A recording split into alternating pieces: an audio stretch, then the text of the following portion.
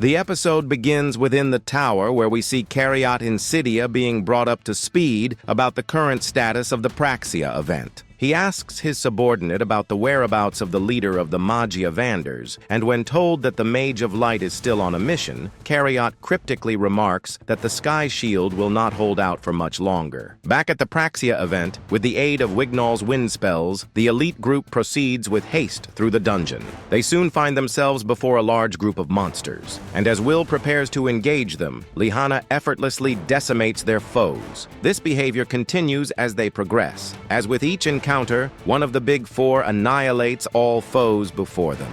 It's a less than subtle statement to Will, as they aim to show him that their gifted use of magic is far superior to his skills with the sword. However, Lihana assures the group that the magicless boy will eventually show them why she selected him. Further into the dungeon they go, and upon deciding to rest, Wignall creates fire illusion magic to prevent any monsters from attacking them. When Will attempts to hand over some food to Wignall, we learn that the elves believe themselves to be far superior to every other race. So much so that he refuses to touch someone who he sees as inferior, even by mistake.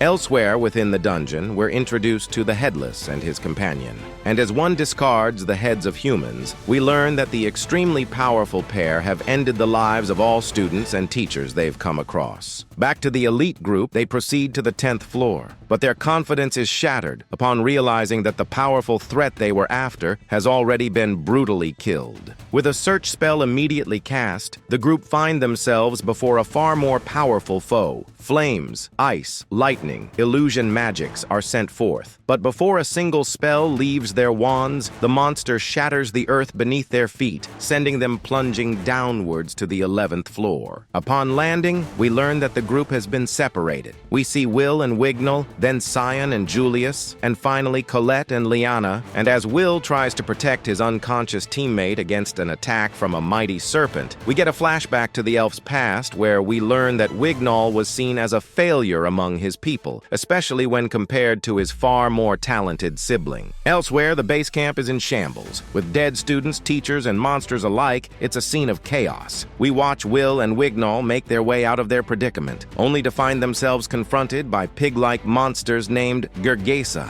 The elf uses his illusionary magic to confront them, only to learn that as the creatures cannot see, his magic is useless against them. And as Wignall screams out in terror, ready to meet his maker, a sword is hurled at the beasts, followed by a precise and powerful strike that cuts them asunder. And as the humbled elf sits upon the floor, he confesses to Will that among his people, he too is seen as inferior.